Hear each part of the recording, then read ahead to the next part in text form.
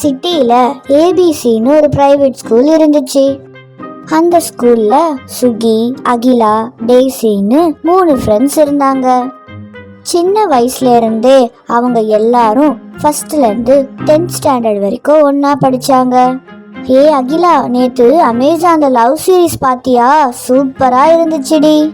ஏ miss பண்ணிட்டேன்ப்பா. எனக்கு அப்போதான் வீட்ல இதை செய் அதை செய்ன்னு வேலை சொன்னாங்க. சே, மிஸ் பண்ணிட்டேன். நல்லா இருந்துச்சா? ஏய், நான் பார்த்தேன்ப்பா. அதுல அந்த ஹீரோயின் காப்பாத்தி அவங்களுக்கு ஒரு ரொமான்ஸ் சாங் வந்தது பாரு, சான்ஸே இல்லை, செம்மையா இருந்துச்சு. ஏய் போங்கப்பா, நீங்க பார்த்துட்டு வந்து என்னை வெறுப்பேற்றுறீங்க. இரு நான் இன்னைக்கு போய் பார்த்துட்டு சொல்றேன். அப்போ கிளாஸ்ல சார் வந்தாரு. ஸ்டூடெண்ட்ஸ், உங்கள் எல்லாருக்கும் நெக்ஸ்ட் மந்த் பப்ளிக் எக்ஸாம் வருது. எல்லாரும் ஞாபகம் வச்சுக்கோங்க. மறக்காமல் நல்லா படிங்க, நல்ல மார்க்ஸ் வாங்கணும். ரொம்ப கவனமாக படிங்க. மதியம் லஞ்ச் பெல் அடிச்சது. 3 ஃப்ரெண்ட்ஸும் ஒன்னா உட்காந்து சாப்பிட்டாங்க. ஓ நோ, எப்போ பார்த்தாலும் எங்க வீட்டில் இந்த வெண்டைக்காவை செஞ்சு கொடுக்குறாங்க. எனக்கு சுத்தமாக பிடிக்கல. ஹே டேசி, உனக்காச்சும் வெண்டைக்காய் சாதம், ஆனால் எனக்கு தயிர் சாதம். எத்தனை வாட்டி தான் அந்த தயிரை சாப்பிட்றதே. ஏ ஃப்ரெண்ட்ஸ், பேசாமல் நம்ம ஒரு ஐடியா பண்ணலாமா? இந்த சாதத்தெல்லாம் கீழே போய் கொட்டிட்டு நம்ம கேன்டீனில் சாப்பிடலாம். ஓ எஸ், இது நல்ல ஐடியாவா இருக்கு. வாங்க எல்லாரும் போய் ஒன்னா ஜாலியா சாப்பிட்டு என்ஜாய் பண்ணலாம். எல்லாரும் சாப்பாடை கீழே கொட்டிட்டு கேன்டீன்ல போய் பிஸா, பர்கர்னு நிறைய ஜங்க் ஃபுட்ஸ் எல்லாம் வாங்கி சாப்பிட்டாங்க. ஸ்கூல் முடிஞ்சு எல்லாரும் ஒன்னா வீட்டுக்கு போயிட்டு இருந்தாங்க.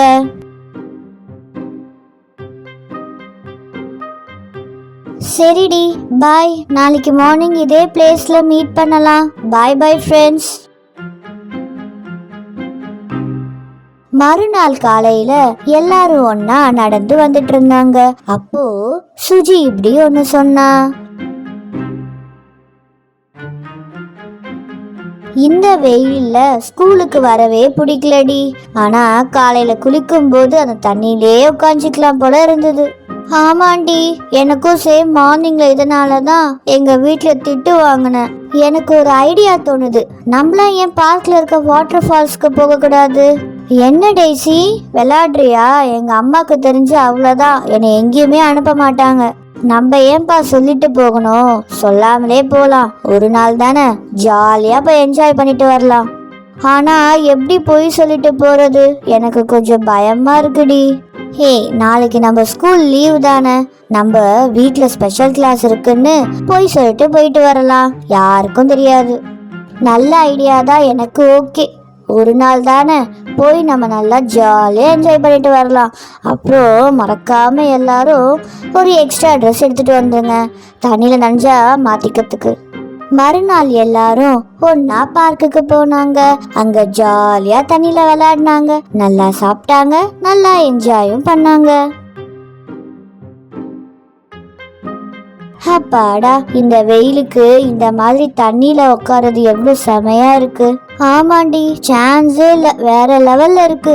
எல்லாரும் ஒன்னா குளிச்சாங்க, தண்ணியில விளையாடிட்டு இருந்தாங்க. அப்போ அங்க அவரோட மேக்ஸ் சார் ஃபேமிலியோட வந்துட்டு இருந்தாரு. இவங்க ஒன்னா குளிக்கிறதையும் பார்த்துட்டாரு. ஏ அங்க பாருங்கடி, நம்ம மேக்ஸ் சார். போச்சு போ, எல்லாரும் வசமா மாட்டிக்கிட்டோம். மேக்ஸ் சார் எல்லாரையும் ஒன்னா நிக்க வச்சு கேள்வி கேட்கிறாரு. நாங்க பண்ணது தப்பு தான் சார், இனிமே இந்த மாதிரிலாம் பண்ண மாட்டோம், எங்களை மன்னிச்சிடுங்க சார் ப்ளீஸ். உங்களை பார்க்குக்கு யாரும் வர வேணான்னு சொல்லலை, ஆனால் நீங்கள் வீட்டுக்கு தெரியாமல் வந்தது தான் பெரிய தப்பு.